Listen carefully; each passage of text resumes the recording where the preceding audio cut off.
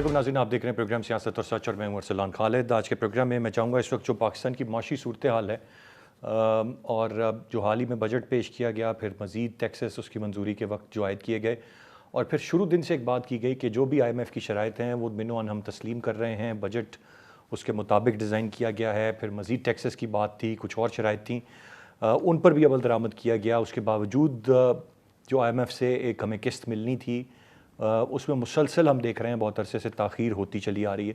Opposition की जानिब से हाल ही में कुछ ऐसे बयानात आए कि एतमाद नहीं है IMF का इसहाक डार साहब पर, लिहाजा उन्हें मुस्ताफ़ी हो जाना चाहिए। फिर PDM की जमातें या पाकिस्तान मुस्लिम नून हो, उसके अंदर एक जो रिफ्ट मिफ्ता इस्माइल साहब की और इसहाक डार साहब की थी वो अपनी जगह पे है। हाल ही में एक वाक़या जहाँ पर इसहाक डार साहब हमें किसी हद तक फ्रस्ट्रेटेड दिखाई दिए, क्योंकि जो तवक्कुआत थी या जो बड़े बोल उन्होंने बोले थे जब वो पाकिस्तान आ रहे थे, उन्होंने कहा जी मेरी आमद है और रुपए की कदर मुस्तहकम होना शुरू किया। उसके बाद कोई चीज़ उनके कंट्रोल में नहीं आई और जितना वो तजर्बा माजी का रखते हैं, एक उम्मीद ये भी थी कि वो चीज़ों को कंट्रोल कर लेंगे, लेकिन वो कंट्रोल नहीं कर पाए और फिर सवालात की भरमार होती गई, सवालात बढ़ते चले गए और फिर हर सवाल का जवाब जब वो नहीं दे पाए तो उनकी फ्रस्ट्रेशन सामने आने लगी। मुख्तलिफ उनकी प्रेस कॉन्फ्रेंसेस हैं, हाल ही माजी में वो तवील प्रेस कॉन्फ्रेंसेस हैं और फिर एक वो सहाफ़ी के साथ भी उलझ पड़े उसके सवाल पूछने पर। कोई तरीक़ाकार पर हम एतराज़ उठा सकते हैं या वक्त पर एतराज़ उठा सकते हैं, लेकिन उलझने का कोई जवाज़ नहीं है। तो वो बॉडी लैंग्वेज वाज़े करती है कि कहीं ना कहीं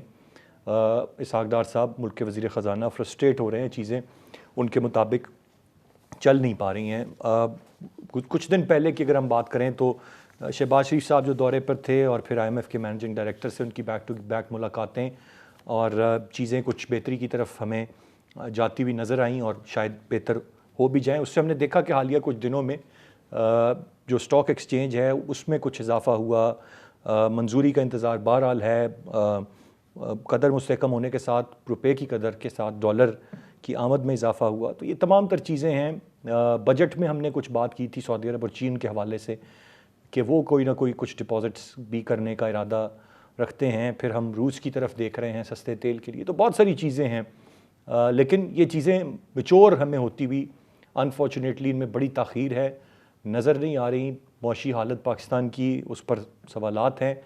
मैं चाहूँगा आज ज़रा हम थोड़ी सी बात करें कि हमारे पास क्या अपॉर्चुनिटीज़ क्या हैं, इसको बेहतर कैसे किया जा सकता है और ये जो एक भंवर में कश्ती फंसी हुई है इसको निकालने का, इन मसाइल का कोई हल है या बज़ाहिर ये भी बड़ा मुश्किल और एक हमें एक लंबा एक प्रोसीजर इस सारे मामले का नज़र आता है। तो ये कुछ अहम नुक्ते हैं। मैं चाहूँगा तफसील से आज के प्रोग्राम में हम अपने गेस्ट पार्टिसिपेंट से इस पर राय लें।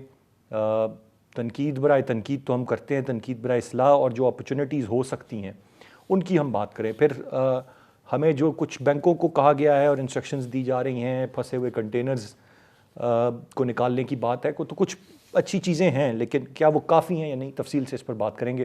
गेस्ट पार्टिसिपेंट्स का तारुफ कराता चलूँ। प्रोग्राम में ज्वाइन कर रहे हैं मलिक बोस्तान साहब, सदर फॉरेक्स एक्सचेंज एसोसिएशन पाकिस्तान। हारून शरीफ साहब हमें प्रोग्राम में ज्वाइन कर रहे हैं। माहिर माशी अमूर हैं। डॉक्टर खाकान नजीब साहब माहिर माशियात हैं, हमें प्रोग्राम में ज्वाइन कर रहे हैं। तीनों रिस्पेक्टेबल गेस्ट को वेलकम कहूँगा। मलिक बोस्तान साहब, गुफ्तगू का आगाज़ आपसे करते हुए कुछ तो सर ठंडी हवा का झोंका हालिया दिनों में हमें नज़र आया जब स्टॉक एक्सचेंज बेहतर हुई, रुपए की कदर की हम बात कर रहे हैं। कैसे देखते हैं हालात, क्या बेहतरी की जानिब गामजन होंगे, कुछ पॉजिटिविटी नज़र आ रही है या अभी ये मामला कुछ अरसा इसी तरह चल रहा है? महीना पाकिस्तान के लिए बड़ा बरकतों वाला और खुशियों का महीना आया है और आपने देखा $112 अरब की जो इकनॉमिक स्पेशल काउंसिल बनी है और बाहर के दोस्त ममालिक ने इसको जो है इन्वेस्टमेंट करने का बताया है और पाकिस्तान की ज़राअत को, IT को, माइनिंग को, लाइफ स्टॉक को उन्होंने इसमें इन्वेस्टमेंट करेंगे। तो पाकिस्तान के एक बहुत बड़ा मनसूबा है, अल्लाह करे ये कामयाब हो जाए, बातें ना इसमें अमल भी हो। तो ये एक बहुत बड़ी खुशखबरी थी। और दूसरी खुशखबरी ये है कि मैं समझता हूँ पूरी कौम को पता है कि पाकिस्तान का डिफॉल्ट का इतना प्रोपेगेंडा किए गया और IMF ने इतने कहते हैं नाकों चने चबवा दिए, दिन मुतारे दिखा दिए गवर्नमेंट को। लेकिन आखिर हुकूमत ने, शहबाज शरीफ साहब ने बड़ा अक्लमंदी का मुजाहरा किया और वहाँ जाके DG IMF से मिले और उसको 99% काम हो चुका है, बस अनाउंसमेंट की देर है। तो ये अगर कामयाब हो जाते हैं तो बहुत बड़ी कामयाबी है पाकिस्तान को। इसका फ़ायदा उठाते हुए पूरी जो दुनिया के वहाँ सरबराह इकट्ठे थे और फ्रांस ने बड़ी वकालत की और पाकिस्तान उम्मीद है कि IMF का मुआहदा हो जाएगा और ये हो जाता है तो ये पाकिस्तान के जो $110 अरब नहीं, इसके साथ $23 अरब और भी आ जाएंगे और पाकिस्तान अपने पाँव पे खड़ा हो जाएगा। اور اس کے علاوہ جو پاکستان ہے اس وقت جو ضرورت ہے ورکر ایمڈیس کی وہ بڑھ گئی ہے. میں آپ کو بتاتا چلوں پچھلے اگر مہینے دیکھیں تو ڈالر کا ریٹ 320 روپے تک چلا گیا تھا, اور اس کے بعد جو ہے حکومت نے جو ریمیڈیز کا آن لائن شاپنگ جو 2 ارب ڈالر کی سالانہ کر رہے تھے کریڈٹ کارڈ کے ذریعے, 5 کروڑ کریڈٹ کارڈ کمرشل بینکوں نے لوگوں کو دیے تھے, اور وہ فری مارکیٹ سے خرید رہے تھے جس کا ریٹ بڑھ رہا تھا. پھر اسحاق ڈار صاحب نے ان کو انٹر بینک میں کیا, اس کے بعد دیکھا آپ ڈالر کا ریٹ گرتے گرتے آج اللہ کا شکر ہے 290 سے بھی کم ہو گیا, اور فری مارکیٹ کا فرق اور انٹر بینک کا فرق بالکل نیرو ہو گیا, 2 روپے کا فرق ہے. اور اس سے فائدہ یہ ہوا کہ ہماری ورکر ایمڈیس پچھلے ایک ہفتے سے 20% بڑھی ہے. ایکسپورٹ اور پروسیڈ آنا شروع ہو گئی جو رکی ہوئی تھیں, جو لوگ اس امید پہ بیٹھے تھے کہ پاکستان کے شاید آئی ایم کو معاہدہ نہیں ہوگا تو ڈالر 500 کا ہوئے گا, ان کی امیدوں میں پانی پھر گیا. اور یہ بلیک مارکیٹ ختم ہو گئی ہے. حوالہ مارکیٹ میں جو حکومت نے 6000 کنٹینر کھڑے تھے ان کو بھی فری ہینڈ دے دیا, اور تمام امپورٹ کی غیر اعلانیہ جو پابندی تھی وہ ہٹا دی گئی ہے.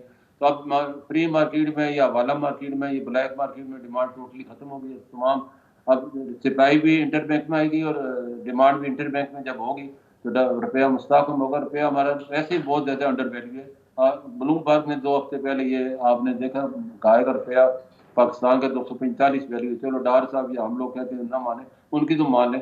تو اگر ریجن میں دیکھیں انڈیا کا روپیہ 82 ہے, بنگلہ دیش 95 ہے, اور تو اور افغانستان جس میں اکنامک سیکشن ہے وہ 86 ہے. تو پاکستان کا روپیہ اتنا کمزور کہ ہم خود اسے کمزور کریں. ہمیں اپنے روپے پہ جب خود اعتماد نہیں کرے گی دنیا, ہم کیوں اعتماد کرے گی؟ تو ہمیں پاکستانی کو میں ریکویسٹ کروں گا وہ پاکستانی روپے میں انویسٹمنٹ کریں. ڈالر کا ریٹ ویسے بھی انٹرنیشنلی بہت زیادہ گرنا ہے. ڈالر کے خلاف چین اور جو بلاک بن رہے ہیں آنے والے دنوں میں ڈالر کوئی خریدنے والا نہیں ہوگا. اب جو جن لوگوں نے میرے کہنے پہ 315 میں سیل نہیں کیا, ابھی بھی 209 میں سیل کریں گے تو فائدے میں رہیں گے. اور جو ہی IMF کو اعلان ہونے اور ڈالر کا ریٹ آپ دیکھ لیں فوری طور پہ 270 کے قریب چلا جانا ہے. میں ملک بوستان صاحب آپ کا ایک بیان پڑھ بھی رہا تھا کہ لوگ ابھی بھی مزید منافع کی توقع کر رہے ہیں. آپ شاید اسی طرف اشارہ کر رہے ہیں کہ اٹس اباؤٹ ٹائم کہ وہ ڈالر نکال دیں مارکیٹ میں, کیونکہ اب شاید انہیں مزید کوئی منافع نہیں ملے گا بلکہ وقت گزرنے کے ساتھ ساتھ نقصان میں جائیں گے. دیکھو میں نے آپ نے بھی سب نے چلایا تھا کہ میں نے کہا روپیہ جو ہے 315 سے کم ہو گیا, آج 298 ہو گیا, اور کچھ دنوں کے بعد 290 سے بھی نیچے جائے گا. تو آج اللہ کا شکر ہے 289 ہو گیا. تو ابھی بھی لوگوں کے لیے وقت ہے. یہ امید پہ نہیں دیکھیں گے ڈالر نہ بڑھنے نہیں گرنا ہے, انٹرنیشنل بھی گرنا ہے, سونے نے بھی گرنا ہے. اور لوگ بہت زیادہ اپنی انویسٹمنٹ ڈالر اور سونے میں کر چکے ہیں. اب کسی کے پاس پیسے نہیں ہیں, جو پیسے تھے وہ یہ سوسائٹیوں والے نے سب کی مٹی میں ملا دیے. سب بیچارے لوگ جیلی فائلیں خرید کے رکھی ہوئی, پیسے ہی نہیں ہیں پاکستان کے پاس. اب جس کے پاس فائدہ اٹھانا چاہتا ہے, گولڈ بیچنا چاہتا ہے یا ڈالر بیچنا چاہتا ہے, پاکستانی روپے میں انویسٹمنٹ اتنا بڑا دیکھو نا, انٹرسٹ ریٹ کتنا زیادہ ہے. تو ڈالر نے تو اب بڑھنے نہیں ہے. تو اس کے لیے میں ریکویسٹ یہی کروں گا, آپ ملک کی خدمت کریں گے اور اپنے آپ کو بھی فائدہ پہنچائیں گے. روپے میں انویسٹمنٹ کریں گے تو پاکستان خود ہی ترقی کرتا جائے گا. لوگوں نے اربوں ڈالر جو ہے گھروں میں اور باہر رکھے ہوئے ہیں, اور جو جلدی جلدی اس کو کیش کرائے گا اتنی فائدے میں رہے گا. رائٹ, آپ نے ایک بڑی اچھی پازیٹیو تصویر دکھا دی مجھے آغاز میں ہی. آپ نے اس مہینے کو بابرکت کہہ دیا, ساری مشکلات کے حل کی نوید سنا دی, اور پھر ساتھ ہی یہ بھی کہہ دیا کہ پاکستانی ابھی جو سونا یا جو ڈالر ان کے پاس ہیں یہ ابھی ہائیسٹ پروفٹ ہے جو وہ لے سکتے ہیں, نکال دیں اس کو مارکیٹ میں دے دیں, بعد میں امید نہ رکھیں کہ ان کو اتنے بھی پیسے ملیں گے. یہ بڑی پازیٹیو باتیں ہیں, بٹ از اٹ ایکچولی سو؟ ہارون شریف صاحب آپ کی کیا رائے ہوگی؟ بوستان صاحب نے تو اپنی رائے کا اظہار کیا, ٹیبلز ہیو ٹرنڈ, واقعی چیزیں اتنی آسانی سے اب ہم ٹیک آف کرنے جا رہے ہیں, سب انڈر کنٹرول ہو گیا, اسموتھ ہو گیا, یا آپ کی رائے سے کچھ مختلف ہوگی؟ جی بہت شکریہ. بالکل اگر ایسی کوئی بات ہو جائے تو اس سے اچھی کیا ہو سکتی ہے, لیکن انفارچونیٹلی اکنامکس ایسے چلتی نہیں ہے. یہ جو ایک بڑا ملک ہوتا ہے اس کو ریورسل آف اکانومی اور گروتھ کی طرف جانے میں خاصا وقت لگتا ہے. ہاں, جو اسپیکولیٹرز ہیں, جو منافع کما رہے ہوتے ہیں, غلط خبروں کے اوپر انویسٹ کرتے ہیں, ان کو ہمیں سنجیدگی سے نہیں لینا چاہیے, کیونکہ ان کا تو کام ہے سٹا کھیلنا. ہمارا اس وقت مقصد یہ ہے کہ ہم اکنامک فنڈامنٹلز کی بات کریں, ریئلسٹک رہیں.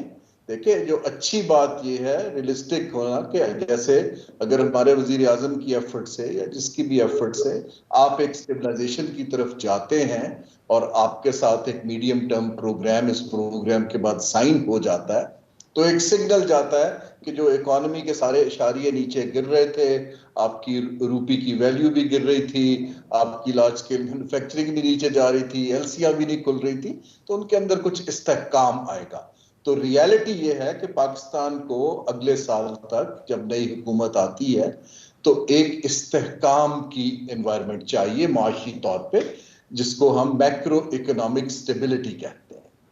جب یہ آپ سٹیپ کر لیں گے تو پھر آپ کو جو ڈالر کی قیمت ہے نہ وزیر خزانہ نے لگانی ہے، نہ ہمارے کسی اور دوست نے، نہ اسپیکولیٹر نے، at the end of the day وہ مارکیٹ نے ڈٹرمن کرنا ہے کہ آپ کی ایکسپورٹ اور امپورٹ اور آپ کی ایکسٹرنل لائبلٹیز اور انفلوز کا تناسب کہاں بنتا ہے، اور ہمیں ایونچولی اس طرف جانے کی ضرورت ہے۔ میں صرف ایک دو باتیں عرض کروں گا۔ دیکھیے، پہلی بات تو یہ ہے کہ ہم کنسسٹنٹلی کنفیوزڈ سگنلز انویسٹرز کو، اداروں کو کافی عرصے سے دیتے آ رہے ہیں۔ ہمیں کنسسٹنٹ سگنل دینے کی ضرورت تھی۔ اگر ایک سمت بن جاتی ہے وہ پاکستان کے لیے اچھا ہے، میں اس کو خوشائند قرار دیتا ہوں، لیکن میں ان باتوں کے اوپر بالکل کلیئر ہوں کہ ہمیں کوئی ایسی خبروں کو میڈیا کے اوپر پاپولزم پہ بولنا چاہیے کہ ٹرن اراؤنڈ ہو رہا ہے، کل کو سب کچھ ٹھیک ہو جائے گا۔ یہ کل کو سب کچھ ٹھیک نہیں ہوگا، ہارون شریف صاحب ٹھیک ہے، یہ بات آپ کی آگے مجھے یہ بتا دیجیے گا کیا یہ رائٹ ڈائریکشن ہے؟ اگر یہ کہہ لیں کہ فرسٹ ڈراپ آف رین ہے، اس کو اتنا مان لیں، باقی تو چلے ہم نہیں بڑی بولڈ سٹیٹمنٹ سویپنگ سٹیٹمنٹس نہیں میں تو کہہ رہا ہوں سمت ٹھیک ہے، لیکن اس سمت کو بلڈ کرنے کے لیے، جیسے میں آپ کو عرض کروں، جیسے کہا جاتا تھا کہ سی پیک ایک گیم چینجر ہے۔ سی پیک آپ کی ایک اپرچونٹی ہے، آپ نے پالیسی بنانی ہے، محنت کرنی ہے تاکہ جو انفراسٹرکچر آیا ہے وہ انویسٹمنٹ کو اٹریکٹ کر سکے۔ اسی طرح جب سٹیبلٹی آئے گی، آپ نے پالیسیز بنانی ہے، انسینٹیوز دینے ہیں، پرائرٹیز کرنی ہے تاکہ انویسٹمنٹ آ سکے اور ملک کے اندر دوبارہ سے گروتھ کا ریوائول ہو۔ یہ خود بخود آٹومیٹکلی نہیں ہوتا ہے، یہ میں آپ کو بتانا چاہ رہا ہوں۔ جی، گفتگو کا سلسلہ جاری ہے، ایک بریک کی جانب بڑھیں گے، بریک سے واپس آ کر مزید بات کرتے ہیں، ساتھ رہیے۔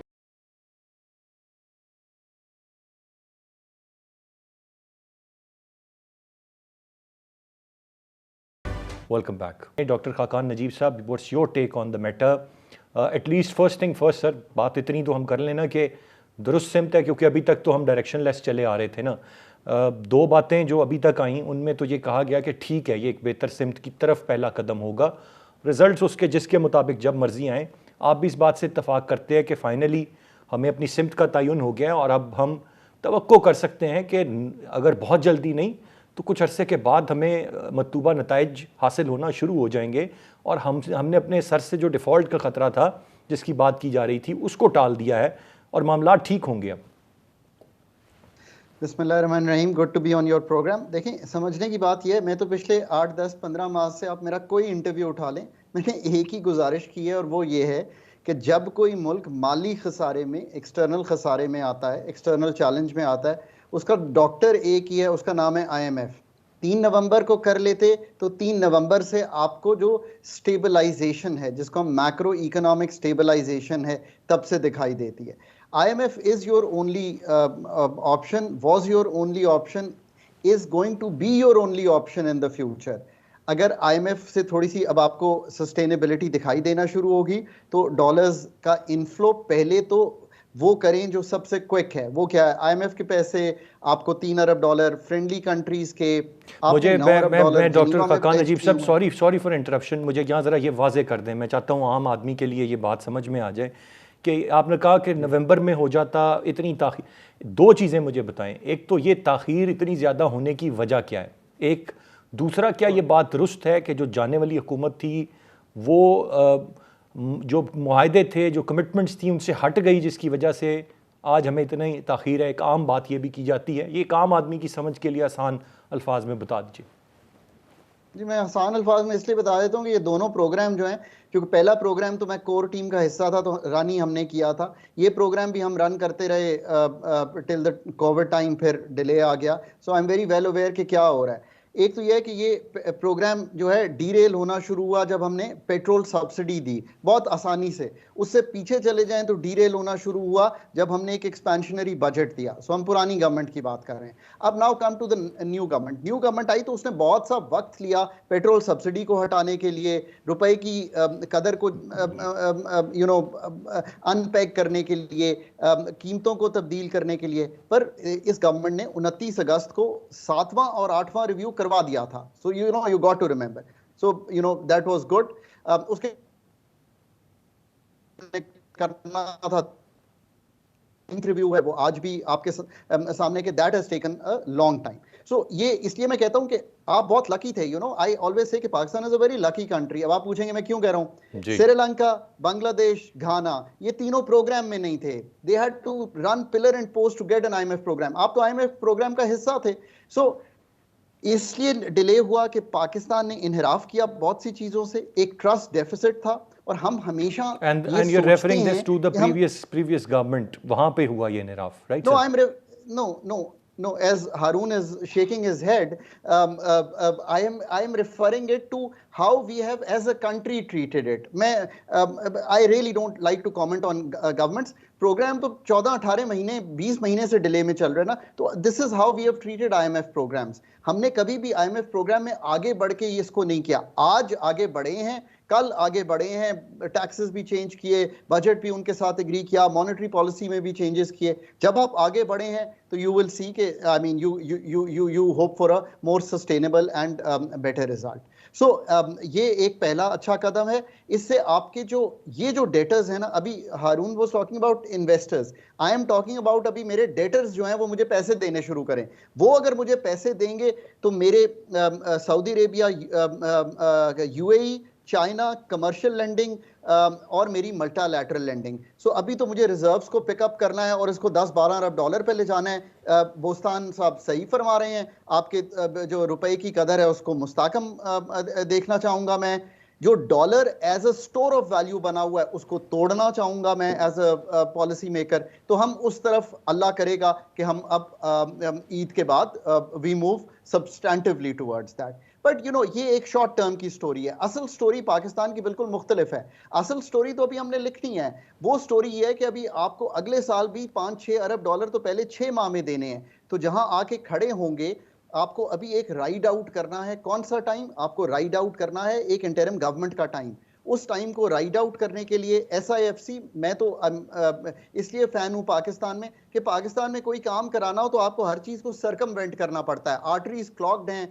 بوستان صاحب, ہارون اینڈ آپ بھی جانتے ہیں کہ کوئی کام کرا کے دیکھیے آپ پاکستان میں, کرنے کے لیے آپ کو بائی پاس کرنا پڑتا ہے. یہ ایس آئی ایف سی کو میں کہتا ہوں کہ سی پیک 2 اور جو مڈل ایسٹرن انویسٹمنٹس ہیں جن کا ہم بہت ذکر کرتے ہیں. میں خود ٹیبل پہ تھا, آئی تھنک ہارون صاحب واز آلویز آلسو دیر جب ہم نے ریفائنری کی بات کی. 2019 کی بات ہے, آج ہم 23 میں دوبارہ ڈسکس کر رہے ہیں, وہیں پہ کھڑے ہیں اور یہ کوشش کر رہے ہیں کہ ہم کسی طرح ہز رائل ہائنس MBS سے ریفائنری لگوا لیں. اس طرح کے اور بھی بہت سے آئی ایم شیور پروجیکٹس ہیں جن کی بات ہو سکتی ہے. یہ 2 لو ہینگنگ فروٹس ہیں اس پہ موو کرنے کے لیے. That's a good option. یہ اگلے 6 ماہ 18 ماہ میں کیجئے. پھر آپ بتائیے کہ ملک کے ساتھ کرنا کیا ہے. دیکھیں یہ تو ایک وہ سٹیبلائزیشن ہے جو آپ نے پوچھا کہ ڈائریکشن, سو اس طرف ہم چل پڑے ہیں. That one can say and خوش آئند بات. چلیں سر, یہ آپ تینوں نے اس بات پر اتفاق کیا, so that's at least one positive thing جو کہ سامنے آئی ہے, that we are in the right direction. اب ریزلٹس کی کیلکولیشن تو کوئی بھی کر سکتا ہے کہ کب کس وقت سامنے آئیں گے, آئدر اٹ ٹیکس ٹائم یا جو امیجیٹلی آنا شروع ہوتے ہیں. میں ملک بوستان صاحب آپ سے جاننا چاہوں گا, جو بات ہے اعتماد بحال ہونے کی, وہ ایک عام شہری کا اعتماد کس طرح سے بحال ہوگا؟ وہ کہ وہ پیسہ رول آؤٹ کر دے, کوئی انویسٹمنٹ کرے, چیزیں لائے. بڑی انسرٹنٹی ہے اس وقت. آپ نے ریئل اسٹیٹ کا بھی ذکر کیا, وہاں پر بھی معاملات بڑی حد تک ٹھپ ہیں, چیزیں اس طرح سے چل نہیں رہی ہیں, لوگ بڑے شکوے شکایتیں کرتے نظر آتے ہیں. اوور آل ایک فضا جو ہے وہ اعتماد کے فقدان کی بنی ہوئی ہے, وہ کس طرح سے بحال ہو سکتی ہے؟ ہم نے 2 کام کرنے ہیں اور اپنے پاؤں پہ کھڑا ہونے, اللہ تعالیٰ ہماری مدد بھی کرے گا. ایک تو مانگنے کی عادت ہمیں چھوڑنی ہوگی. ہمارے دوست بھی یہی چاہتے ہیں ہم مانگے نہیں, اپنے پاؤں پہ کھڑا کریں. انویسٹمنٹ کرنے کا مطلب ہی یہی ہے. چائنا بھی یہی چاہتا ہے, مڈل ایسٹ بھی چاہتا ہے, ترکی بھی یہی چاہتا ہے, قطر بھی یہی چاہتا ہے. اور ایک کام کرنے کی عادت اپنانی ہوگی. جب تک یہ 2 کام نہیں کریں گے پاکستان ترقی نہیں کر سکتا. نہ تو ہم کام کرنے کو تیار ہے، نہ ہی ہم بھیک مانگنے کو چھوڑنا چاہتے ہیں. تو ہمیں اپنے پاؤں پہ کھڑنا ہے، خود ہی کا یہی ہے تقاضا ہے کہ ہم لوگ تو ہم ملک بھی، حکومت بھی اس چیز کو سمجھے اور انویسٹمنٹ آئے. جو بھی آپ جیسے فرما رہے تھے 2019 کا جو ہے ریفائنری کا جو ایم او یو سائن ہوا تھا اس پہ پالیسی نہیں بنا سکے. حالانکہ ارامکو کمپنی چائنا نے کہا کہ اگر ارامکو یہاں کے $20 بلین کی انویسٹمنٹ آئل ریفائنری میں کرے گی تو ہم بھی کریں گے. دابی نے بھی وعدہ کیا تھا 3 آئل ریفائنریاں نہیں لگا سکے، ہم 4 سال ہو چکے ہیں. تو ہمیں پالیسی بنانی ہے. اسی طرح یہ جو ابھی مڈل ایسٹ کا جو ہے اس میں پاکستانی بھی شامل ہیں.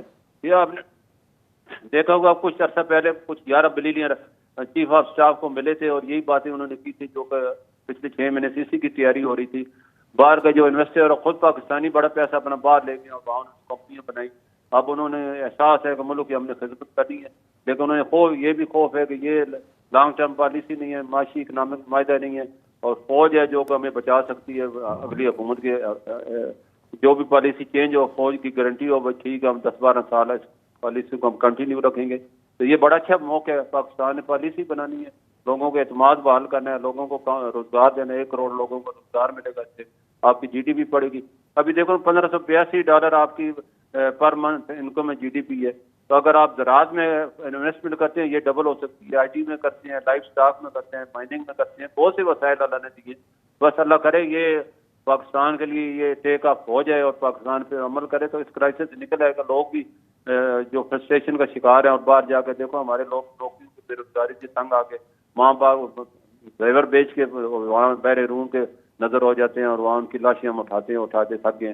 یہ تو اتفاق کی بات ہے، ہائی لائٹ ہو گیا، ورنہ روزانہ 30 آدمی بھر ہی رہے ہوتے ہیں. اس میں پاکستانی بھی شامل ہیں، دوسرے لوگ بھی شامل ہیں. ہمیں ان لوگوں کا بھی خیال کرنا ہے جہاں اپنے روزگار مہیا کرنے تاکہ لوگوں کو اس حال نہ پہنچے. وہ یہ سمجھے ایک قسم کی معاشی خودکشی ہے. وہ اس سوچ میں جاتے ہیں یا تو پار ہو جائیں گے یا بس نظر ہو جائیں گے سمندر کے. تو یہ ساری چیزیں تنگ آ کے کرے، ورنہ کس کا دل کرتا ہے اتنا مشکل فیصلہ کرے اور ایسی کشتیوں میں بیٹھے جو کہ بالکل موت کو دعوت دینے والے مترادف ہے. درست فرمایا آپ نے سر. یہ ظاہر حالات کا تقاضا ہے، مجبوریاں ہیں لوگوں کی اور بہتر مستقبل کے خواب ہیں جو یہ تمام تر چیزیں کرنے پر انہیں مجبور کرتے ہیں، which is quite unfortunate. Haroon شریف صاحب، ایک اور نقطہ میں آپ سے جاننا چاہوں گا. کچھ دن قبل ہم نے دیکھا ہمارے پڑوسی ملک کے وزیر اعظم کا دورہ امریکہ. بڑا امریکہ ان پر ریلائی بھی کرتا ہے کاؤنٹر کرنے کے لیے چائنا کو بہت ساری چیزوں کے حوالے سے، لیکن وہ اپنے معاملات جو چائنا کے ساتھ چلانا چاہتے ہیں اپنے ٹرمز پہ چلانا چاہتے ہیں، امریکہ کی ڈکٹیشن پہ نہیں. سائملٹینیسلی وہ اس وقت یوکرین کی وار چلتے ہوئے روس کے ساتھ اپنی تجارت جاری رکھے ہوئے ہیں، اور روس کو سہارا ہی اگر کہہ لیجئے، جو میں پڑھ رہا تھا and correct me if I am wrong, کہ وہ بھارت نے ہی دیا ہوا ہے کیونکہ وہ ان سے تیل بھی لے رہا ہے، باقی بھی چیزیں کر رہا ہے. ادروائز باقی دروازے مختلف منڈیوں کے بند ہیں روس پہ. ہمیں بطور پاکستان کیوں اتنا سوچنا پڑتا ہے کہ وہ ہم نے روس کا دورہ کیا، ہمیں فارغ کر دیا گیا، ہم نے تیل لے لیا، امریکہ ناراض ہو جائے گا؟ ہم کس بلاک میں ہیں؟ ہم چائنا بلاک میں ہیں، ہم رشیا بلاک میں ہیں، ہم امریکن بلاک میں ہیں. ہم کیوں نہیں آپریٹ کا؟ Is it because that we dependent on I M F and we have to pay the loans? ہم کیوں نہیں کہہ سکتے کہ بھئی ہمارے جہاں مفادات ہیں ہم کسی بلاک میں نہیں، ہم اس ملک کے ساتھ اسی طریقے سے ڈیل کریں گے؟ اور یہ کتنا وقت لگے گا اس پوزیشن میں آنے کے لیے کہ ہم یہ سٹانس لے سکیں؟ دیکھیے یہ سوال بہت اہم ہے، تھینک یو فار آسکنگ. لیکن اس کے مختلف پہلو ہیں. ایک اس کا پہلو تو یہ ہے کہ پاکستان نے تاریخی طور پہ اگر آپ تاریخ میں جائیں، اپنے معاشی جو ہمارے فیصلے ہوتے رہے ہیں جو ہم نے کرنے تھے وہ ہم نے اپنی جیو پولیٹیکل الائنسز کو استعمال کر کے کیے، بجائے اس کے کہ ہم اس کو اکنامک پالیسی سے ریزالو کرتے. ہم نے افغانستان کے اپنی پارٹنرشپ کو یوز کیا، ہمیں انفلو آ گیا. پھر ہم اسی طرح جو کولڈ وار کے زمانے سے شروع ہوئے، تو اس لیے ہماری ریلائنس ایک بلاک پر بڑھتی چلی گئی اور دوسرے بلاک سے ہم علیحدہ ہوتے چلے گئے.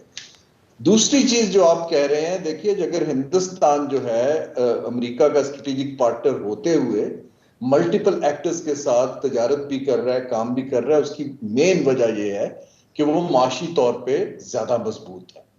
جب تک ہم معاشی طور پہ مضبوط نہیں ہوتے اور ہماری ساری ایکسپورٹ سب چیزوں کا اور قرضوں کا انحصار کچھ ممالک پہ رہتا ہے تو ہمیں اس طرف جانے میں ارسلان ٹائم لگے گا. ہاں दुनिया बड़ी तेजी से बदल रही है, जो ये नुक्ता मैं अर्ज करना चाह रहा हूं, हमारे पॉलिसी मेकर्स और सियासतदानों को थोड़ी सी अपनी जो होराइजन है वो बढ़ाने की जरूरत है कि दुनिया किधर जा रही है, पोस्ट यूक्रेन हालात क्या है, ब्लॉक्स कैसे बन रहे हैं, आपने कैसे मल्टीपल एक्टर्स के साथ डिफरेंट तरह की डीलिंग करनी है, इकोनॉमिक डिप्लोमेसी को कैसे तरजीह बनाना है, बात किए बगैर कि जी आप कहें सिर्फ पॉपुलिस्ट।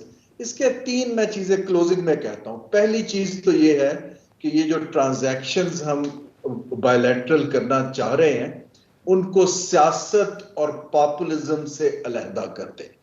देखिए, ऑयल रिफाइनरी का प्रोजेक्ट मैं पाकिस्तान लेकर आया हूं, एलएनजी प्रोजेक्ट जो बिकने थे वो हमने नेगोशिएट किए।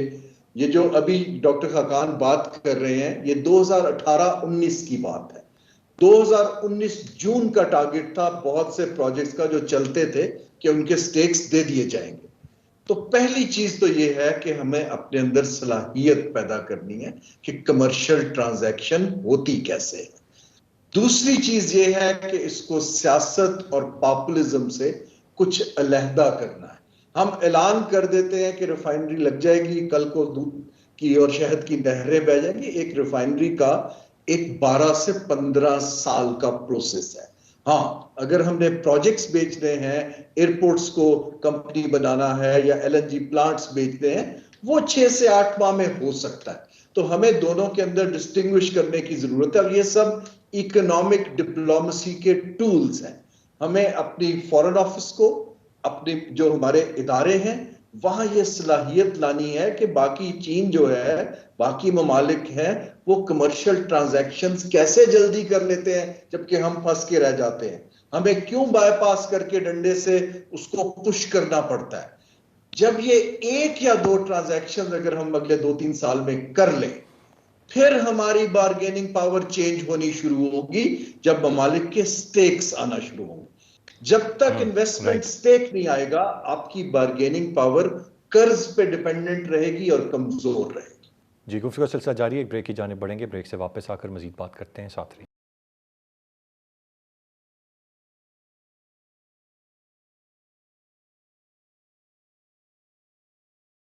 Welcome back. डॉक्टर खाकान साहब, जो एक बात अभी मलिक बोस्तान साहब ने कही ना, वो मुसलसल मेरे दिमाग में चल रही थी। उन्होंने कहा कि हमें भीख मांगना बंद करनी होगी। तो ख्याल जहन में ये आता है कि हम बड़ी एक we are a very strange kind of a nation. On one hand we are a nuclear power, secondly we have a very strong military and intelligence. हालत ये है कि हम भीख मांगते हैं। बड़ी अजीब ही दुनिया की ये हम कौम होंगे। समझ से बालातर है कि ऐसा क्यों है और इसका जिम्मेदार कौन है, और ये इसका इख्तिताम कब और क्यों कर कैसे होगा सर? सो फॉरवर्ड लुकिंग अगर थिंकिंग करें तो अगर आज हमने वाकई ही अपना रिपेयर शुरू करना हो तो क्या करना है। अब आप देखिए, आपने एक बजट दिया, ज़रा सिविरिटी ऑफ चैलेंज को भी हमें समझना चाहिए, वरना आप मुझे 3 साल बाद इंटरव्यू कर लेना तो हम तकरीबन यहीं खड़े होंगे, इवन विद ये जो अगर पेरिफेरी पे चेंजेस करेंगे। आपका जो बजट है इस वक्त, उसमें 7300 अरब रुपया आपने देना है मार्कअप की मद में। ज़रा गौर कीजिए, जब फेडरल गवर्नमेंट अपने सारे रेवेन्यूज इकट्ठे करके प्रोविंसेस को पैसे दे के नॉन टैक्स रेवेन्यू ले लेगी तो 400 अरब के करीब पहले बोरो करती है और फिर ये 7300 अरब जो है उसकी पेमेंट करती है। आप डिफेंस, सब्सिडीज, ग्रांट्स, आपकी जो आपने प्रोविंसेस को ग्रांट्स देनी है, आपने इसके अलावा डेवलपमेंट जो करनी है, ये सारी बोरोड है। अब सारी running of the federal government borrowed है, सारी पेंशन्स बोरोड हैं, इसलिए आपका कर्जा बढ़ता है। सो आप पहला जो अपना काम है ना, अपना घर ठीक करें, अपना बेसिक्स ठीक करें। आपका एक्सपेंडिचर रिफॉर्म जो मैं आज कहता हूं has overtaken your tax reform. आपको ये जाकर ये बहुत सवियर काम होने वाले हैं। पाकिस्तान बहुत मेहनत से ठीक होगा। पाकिस्तान, ये जो वर्ड यूज किया ना हारून साहब ने, सलाहियत इन्वेस्टमेंट के लिए तो चाहिए, आपको बहुत बड़ी सलाहियत चाहिए। ये जो मैंने चीज़ें आपके सामने रखी हैं ये ख़राब हो रही हैं पर बेहतर नहीं हो रही। Be sure about that. अगर इनको रिवर्स करना है, पेंशन रिफॉर्म ही नहीं हम कर पाते। पेंशन, मुझे याद है मैंने टेबल पर बैठ के क्यू ब्लॉक में ये कहा था कि ये 250 अरब के करीब है, ये 5-6 साल में कहीं डबल हो जाएगी। I was wrong. 801 अरब रुपए की पेंशन हो गई है। These are serious challenges. फिर آپ چاہتے ہیں کہ سارے فیڈرل سبجیکٹ 17 کے 17 جو ڈیوالو ہو چکے ہیں وہ آپ چلا رہے ہیں. سو اب جو آنے والی حکومت ہے Pakistan is I think the upside is so phenomenal. اگر ہم یہ کام کرنے لگیں اسی طرح آپ کا جو خرچہ ہے 212 میں ایک چیز جو جاننا چاہوں گا, آپ نے بھی پینشن بل کی بات کی اور یہ مسئلہ ہمارے ملک کا بھی ہے, and I was reading some where کہ یہ پڑوسی ملک کا ہم سے بہت زیادہ بڑا مسئلہ ہے, اور وہ کوئی نئی ریفارمز لائے ہیں, کچھ ایسے پروگرامز لائے ہیں کہ کتنے لمیٹڈ ٹائم کے لیے سروس ہو, کچھ اس طرح کی چیز, اس طرح کی کوئی چیز کوئی ٹیبل پر ہے جس پہ ہم بھی کوئی غور کریں, جو نوکری پیشہ جو لوگ ہیں جو ریٹائر ہوتے ہیں یا جن کی ملازمت ان کو بھی قابل قبول ہو, اور سرکار بھی اس پر ایگری ہو جائے, تمام سٹیک ہولڈرز ایگری ہوں, اس طرح کی کوئی چیز کی طرف ہم ہیں یا نہیں؟ بس اب ہم اس کو پورا ہی کر رہے ہیں اپنے جو پینشن بل ہے. ابھی تو دیکھیں ابھی تو پورا کر رہے ہیں, بٹ ایک ریئلائزیشن آ گئی ہے سرکار میں, انہوں نے ایٹ لیسٹ یہ کر دیا کہ اگر آپ خود بھی فوت ہو گئے ہیں, آپ کی اسپاؤس بھی فوت ہو گئی ہیں, تو آپ کے بچے کو 10 سال کے بعد پینشن نہیں دیں گے ایون اگر وہ ڈیپینڈنٹ ہے. مطلب آپ ذرا سوچیں, پھر 3 پینشنز جو لوگ لے رہے تھے. پینشن کا بہت بڑا ریفارم اس لیے, ابھی ارسلان میں نے صرف آپ کے فیڈرل گورنمنٹ کی پینشن رکھی ہے, میرا خیال ہے اگر پروونسز کی شامل کر لیں تو 1400-1500 ارب روپے کا بل ہے. دس از انٹینیبل.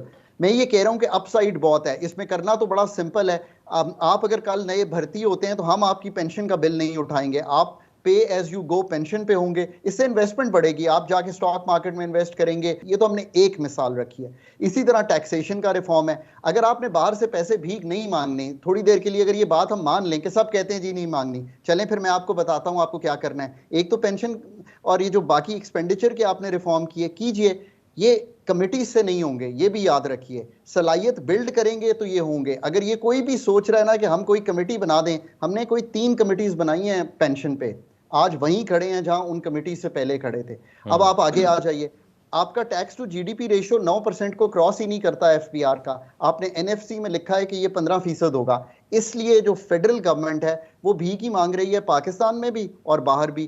پھر آپ فیصلہ کر لیں. ارسلان, آپ نے اپنے اکنامک سروے میں لکھا ہے کہ 2240 ارب کی مراد دی ہوئی ہیں. میں اسی لیے کبھی بھی پروگرام پہ آتا ہوں نا تو میں فکس, جب تک فیکٹ سامنے نہ رکھوں میں گفتگو ہی نہیں کرتا. 2240 ارب میں کوئی 500 کی تو مراد ہوں گی نا جو واپس ہونی ہو. کسی کو تو ایسی مراد, ٹیکس ایگزمپشن, ٹیکس کنسیشنز آپ واپس لے لیں. آپ کو آئی ایم ایف نے منع کیا ہے. آگے آ جائیے. آپ کا ایک ٹیکس گیپ ہے. ٹیکس گیپ کا مطلب یہ ہے کہ جو ٹیکسز لگے ہوئے ہیں نا, ہم کوئی نیا ٹیکس نہ لگائیں. تو اور میں ابھی جو ٹیکس پہ کام کر رہی ہے کمیشن, میں ان سے اسلام آباد میں بڑا انٹریکٹ کیا اور انہوں نے بھی مجھے کہا کہ ہم ایگری کرتے ہیں. آپ 30% کا ٹیکس گیپ ہے, یعنی کہ اگر ہم سارے ٹیکسز میں ایویژن نہ ہونے دیں تو ہم 12,000 کا ٹیکس کلیکٹ کر لیں گے. ماشاءاللہ اگلے سال کے سارے مسئلے جو ہیں وہ ختم ہو جائیں گے. اسی طرح پھر آپ نے طے کیا ہوا ہے ایگریکلچر, یہ سب سے زیادہ ضروری فگر ہے.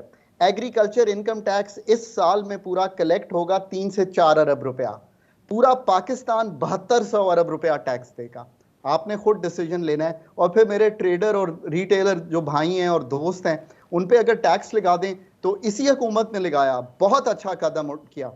3000 روپے, میں کہتا ہوں 1000 کر دیتے جب لگایا تھا 22 کے بجٹ میں, واپس لے لیا. یہ تو فیصلے قوم نے بھی کرنے ہیں. صرف ایک بات, ہر چیز ہم پولیٹیشینز پہ ڈال دیتے ہیں کیونکہ میں نے ان کے ساتھ بڑا کام کیا ہے. I think even if they want to do something, تھوڑا قوم بھی ان کو شاباش دے یا ان کو پش کرے کہ چلیں یار ہم بھی آپ کے ساتھ چل پڑیں گے, we will also pay up. I think so the hope is very good, upside potential is very large. Right sir, ایک چیز جو بڑی امپورٹنٹ ہے ٹورڈز اینڈ, میں تینوں مہمانوں کی اس پر رائے لینا چاہوں گا. وہ ہم بات تو کرتے ہیں انویسٹمنٹ آئے, صنعت کا پہیہ چلے. سوال تو یہ ہے جو ہماری ایگزسٹنگ صنعت تھی وہ کہاں پر ہے, ہمارا وزیر آباد کہاں گیا, کیا اپنے فل پوٹینشیل پہ کام کر رہا ہے, ہمارا سیالکوٹ پورے فل پوٹینشیل پہ کام کر رہا ہے, ہماری فیصل آباد کی ٹیکسٹائل کام کر رہی ہے. ابھی تو ہم نئی تو کوئی سرمایہ کاری اور صنعت کے پہیے کو چلانے کی بات کرتے ہیں. جو چلا آ رہا تھا, جو ہماری پہچان تھی, وہی کہیں اب کھوتی جا رہی ہے. ملک بوستان صاحب, اس کے ریوائیول پہ پہلے کام کر لیں, پھر اور بھی آئے گی سرمایہ کاری چیزیں آئیں گی. وہی ابھی اس پر بھی بہت سارے سوالات چیزیں ہیں کہ جی اس کا ہی پہیہ رکتا چلا جا رہا ہے. بوستان صاحب سے میں جواب لوں گا. ہارون شریف صاحب, your take on the metre. سر جی دیکھیں, ہر چیز کی, کسی بھی ملک کی جب آپ سمت کرتے ہیں ریفارم کی, اس کی ایک سیکوینسنگ ہوتی ہے. سیکوینسنگ میں یہ ہوتی ہے کہ سب سے پہلے تو پاکستان کو اپنے कंपैरेटिव एडवांटेज के एरियाज को डिफाइन करके उनको तरजीह में लाना है। जो आपने जैसे मिसाल दी, मसलन सियालकोट हमारा 13 से 14% एक्सपोर्ट का हिस्सा देता है। अब ये सवाल मैं बारहा जब मैं हुकूमत में भी था कर रहा था, अभी भी करता हूँ कि उसको डबल करने के लिए हम क्यों नहीं कोशिश करते, जो एक सक्सेस स्टोरी बनी हुई है। और वो कोई आपसे सब्सिडी नहीं लेता, कोई छूट नहीं लेता, क्वालिटी के ऊपर compete करता है, तो आप उनके पास जगह भी नहीं है। तो मैंने तो बल्कि जहां तक कहा था कि लाहौर और सियालकोट के दरमियान कोई 4-5 हज़ार एकड़ जमीन देकर इनको आप एक्सपैंड करें, इनको फाइनेंसिंग दें। सो पहली बात तो ये है कि हम 3-4 तरजीहात पाकिस्तान का जो भी माशी पॉलिसी का फैसला होगा उसमें 4 चीजें फंडामेंटल हैं। अगर ये फिल्टर क्लियर होता है तो मुल्क आगे चलेगा। पहली चीज कि अगर आपने किसी को प्रायोरिटी देनी है तो क्या वो जॉब्स क्रिएट करेगा, क्या वो एक्सपोर्ट में कंट्रीब्यूट करेगा, क्या वो प्रोडक्टिविटी और प्रोडक्शन बढ़ाएगा, और क्या वो फ्यूचर की जो इकोनॉमीज है नॉलेज की, इनोवेशन और टेक्नोलॉजी, उस तरफ जाएगा। हमारा फ्यूचर जब तक इन 4 एरियाज को तरजीह में नहीं लाएंगे, हमारे लिए बहुत से पैरासाइट्स जो हैं हमारे ऊपर पलते रहेंगे, जो सब्सिडी लेते रहेंगे, प्रोटेक्शन लेते रहेंगे, इन्फेंट इंडस्ट्री का आर्गुमेंट 75 साल से देते रहेंगे। अब ये कुछ टाइम है कि आप सब कुछ नहीं कर सकते। अब ये मुश्किल फैसला जो होता है, ये बात ठीक है कि ये एक फर्द वाहिद का नहीं है, ये कलेक्टिव फैसला है। जो थोड़ी सी मैच्योर कंट्रीज हैं वहां पर एक वाइट पेपर लिखा जाता है कि ये 3 ऑप्शंस हैं हमारे पास मॉडल्स आगे जाने के, लेट्स डिबेट एंड फाइनलाइज कि हमारे लिए बेहतर कौन है। और ये पेपर जो है ये एक्सपर्ट्स लिखते हैं, ये कोई जर्नलिस्ट या तीसरे लोग नहीं लिखते हैं। तो मेरा जाती राय ये है कि हमें इस तरफ अब अपनी जो कंपैरेटिव एडवांटेज की तरजीहात हैं उनका फैसला करके उसकी फाइनेंसिंग, ये बड़ा ज़रूरी है सर। अगर हम नहीं करेंगे तो हम अपनी पहचान खोते जा रहे हैं। हम एक एग्रीकल्चरल कंट्री थे, आज हमारी ज़राअत हमें गंदम तक इंपोर्ट करनी पड़ रही है।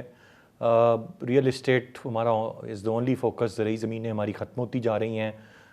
आजकल मैं देखता हूँ गुज़िश्ता कुछ दिनों में शहबाज शरीफ साहब आम मैंगोज़ ऑफ़र करते हैं ख़ास किस्म के, और नो डाउट पाकिस्तान के पास बेस्ट क्वालिटी के आम हैं, तो मुख्तलिफ़ ममालिक के रहनुमाओं को वो आम ऑफ़र कर रहे होते हैं। एंड आई वाज थिंकिंग कि जिस हिसाब से हम ये बागात को ख़त्म करके सोसाइटियाँ बना रहे हैं, कल को शायद हमें आम भी पाकिस्तान में इंपोर्ट करना पड़े या हो ही ना हमारे पास, तो फिर जो हम वो आमों के तोहफे भेजने की बात करते हैं वो भी कैसे देंगे। बोस्तान साहब, सर जो एग्जिस्टिंग सनत है हमारी, उसका पहिया रुकता चला जा रहा है, ना कि उसमें इजाफा हो। सर प्रिसाइजली बताइएगा उसको किस तरह से हम बढ़ा सकते हैं और क्यों उस पर तवज्जो नहीं। देखो, हमारी बदकिस्मती है कि हम कोई चीज़ खुद न आ रहे हैं, न ही वैल्यू एडेड में आ रहे हैं, बाहर से इंपोर्ट करते हैं, उसको संभल करके बाहर भेज देते हैं। तो इसी वजह से लार्ज स्केल जो हमारी इंडस्ट्री है वो नीचे जा रही है, हमारी वैल्यू एडेड इंपोर्ट हो के एक्सपोर्ट हो, इतनी चीज़ें हो। तो वो जब इंपोर्ट में गैर एलानिया आपने पाबंदी लगाई, लोगों को वो चीज़ें आई नहीं जो कि एक्सपोर्ट होती है, उसका नतीजा ये निकला कि आपकी GDP भी नीचे चली गई, आपका इंडस्ट्रियल जो है वो नीचे चली गई। हर मतलब 50% वो इंडस्ट्री आपकी बंद हो गई। अब आपने जब हटा दी है, कल IMF ने जो वादा था कि हमने तमाम चीज़ों पे हटा दी है, तब आस्ता आस्ता इंशाल्लाह शुरू भी हो जाएगा। अल्लाह की ज़ात से उम्मीद भी रखनी चाहिए। अल्लाह ताला जब कहते हैं ना, उस कौम की हालत में नहीं बदलता जब तक वो खुद उसे ख्याल ना हो। तो हमें अब ख्याल आ गया है, और हुकूमत जो है और आवाम भी मिल के, और ख़ास तौर पर इस वक्त पाकिस्तानियों को अल्लाह ने 60% यूथ दिया हुआ है, और इस वक्त 5 लाख सिर्फ तो सालाना जापान की डिमांड है वर्कर सिविल की। इस तरह पूरे यूरोप में डिमांड, उनके पास वर्कर ही नहीं है, सारे उनके अफराज जो है ओल्ड एज हो चुके हैं, उनके पास यंग लोगों की ज़रूरत है बहुत ज़्यादा। हमें मैन पावर एक्सपोर्ट करके, स्किल्ड करके, हम 1 महीने में उसका रिटर्न दे सकते हैं। हम अपनी ज़राअत को प्रमोट करके, जो अल्लाह ने बहुत वसाइल दिए, हम उसको 6 महीने में फसल हासिल कर सकते हैं। माइनिंग पे हिसाब पड़ी है, अल्लाह ने बड़े वसाइल ज़ख़ीर हैं हमारे, वो ज़ख़ायर हैं, उनको हम काबू में ला के उनको एक्सपोर्ट करके, इस तरह लाइफ स्टॉक है बहुत ज़्यादा, पाकिस्तान को बहुत ज़्यादा इसमें फ़ायदा उठाया जा सकता है। जितनी वो चीज़ें हैं जो अल्लाह ने वबही अला रब्बे को मातुकद्दिबान जो जिक्र है पाकिस्तान के इन नौमतों से नवाजा है, सिर्फ हम नाशुक्रे हैं, उससे फ़ायदा नहीं उठा रहे। हालांकि बड़ी छोटी छोटी चीज़ें हैं मलिक बोस्तान साहब जिन पर गौर किया जा सकता है। मैं डॉक्टर खाकान नजीब साहब का भी इस पर पॉइंट ले लूँ। ابھی اسکلڈ لیبر کی ہم بات کرتے ہیں، دنیا بھر میں بے تحاشا ضرورت ہے اسکلڈ لیبر کی. مجھے نہیں پتہ ہم کتنا پروڈیوس کر رہے ہیں کتنا نہیں کر رہے ہیں.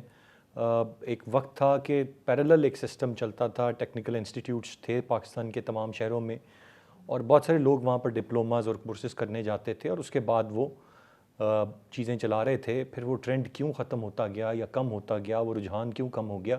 یہ تو بہت بنیادی چیزیں ہیں جو ہم بہتر کر کے لیگل چینل سے ہمارے لوگ امیگریشن لے کے باہر کے ملکوں میں جائیں، وہاں پیسے کمائیں، ریمیٹنسز پاکستان بھیجیں. یہ بھی ایک بڑا سمپل سا سلوشن ہے. انڈسٹری تو چھوڑیں دور کی بات ہے، اسکلڈ لیبر ہی ہمارے پاس نہیں آ رہا. خاقان نجیب صاحب، اس پر یہ تو بہت بنیادی چیزیں ہیں جن پر کوئی بھی گورنمنٹ تھوڑا سا فوکس کرے تو چیزوں کو بہت بہتر کر سکتی ہے ان نو ٹائم.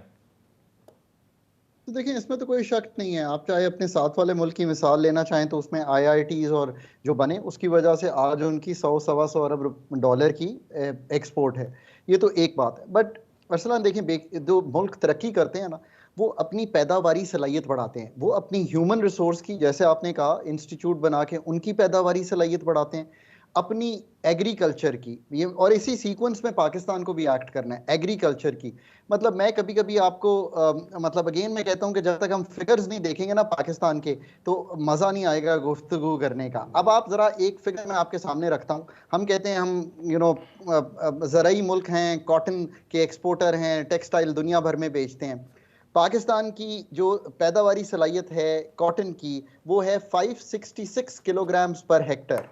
آپ کا جو بہترین دوست ہے اس کی پیداواری صلاحیت 4 گنا ہے آپ سے، 2032 کلو گرامز پر ہیکٹر. یہ میں آپ کو اسی لیے فگر دے رہا ہوں کہ آپ کی اپ سائڈ پوٹینشیل کتنی ہے. سو دوسری آپ کی پیداواری صلاحیت، آپ نے صحیح بات کی ہے، آپ کو اس میں بڑھانی ہے. تیسرا 52 لاکھ، یہ پھر فگر نوٹ کر لیجئے گا، 5.2 ملین ایس ایم ایز ہیں پاکستان میں. ان کی پیداواری صلاحیت بڑھائیں گے، ان کو کنیکٹ کریں گے دنیا سے، ان کو انوویٹ کروائیں گے، ان کو R&D کروائیں گے، ان سے ایکسپورٹ کروائیں گے، تو تب جو اصل گیم پلان ہے نا پاکستان کا، یہ خالی ٹیکسٹائل اور بڑے لارج سکیل پہ بھروسہ کر کے یہ آپ کی ایکسپورٹ 100 ارب ڈالر کی نہیں بننی. ویتنام ایک جو کمپنی ہے نا، اس کی ویتنام کی چھوٹی چھوٹی بہت سی کمپنیز ایک سیمسنگ کو 72 ارب ڈالر کی پارٹس بیچتی ہے. سو آپ نے یہ کام کرنے ہیں. یہ سب کا تعلق ہے کہ آپ نے پیداواری صلاحیت. یہ ہیں 5 سالہ محنت طلب منصوبہ. مسئلہ یہ ہے، آپ نے جو سوال پوچھا کہ ہم کیوں ایڈ پہ، کیونکہ وہ آسان طریقہ ہے. گھر کے بچے کو محنت کرا کے ایک اس کو عظیم انسان بنانا یا عظیم ملک بنانا وہ چیزیں مانگتا ہے جو آج ہم نے ڈسکس کر لی ہیں.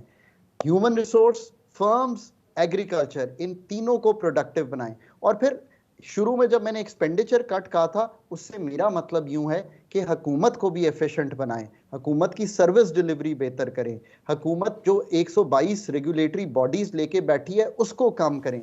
یہ سارے کام اگر کریں گے تو پاکستان، اس میں کوئی دوسری رائے نہیں ہے. صرف یہ تمام تر چیزیں ہیں جو کرنے کی ضرورت ہے. لیکن اٹس ویری انفارچونیٹ کہ ہم بلیم گیم میں پاکستان کی اکانومی کو لے کر کے، جی میں نے بہتر کر دیا، اس نے خراب کر دیا، اس نے بہتر کر دیا، میں بہتر کر رہا ہوں، ہم اسی میں رہتے ہیں. آئی تھنک اس کو ہمیں تھوڑا سا ریئلسٹکلی سوچنا ہوگا.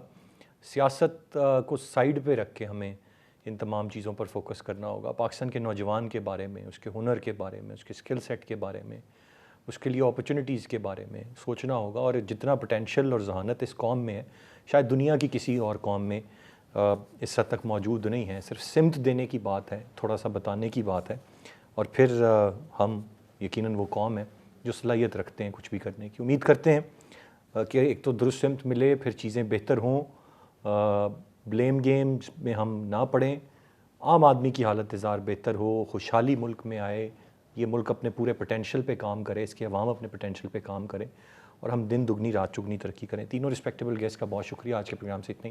ارسلان خالد کو اجازت دیجیے. اللہ نے کے بعد.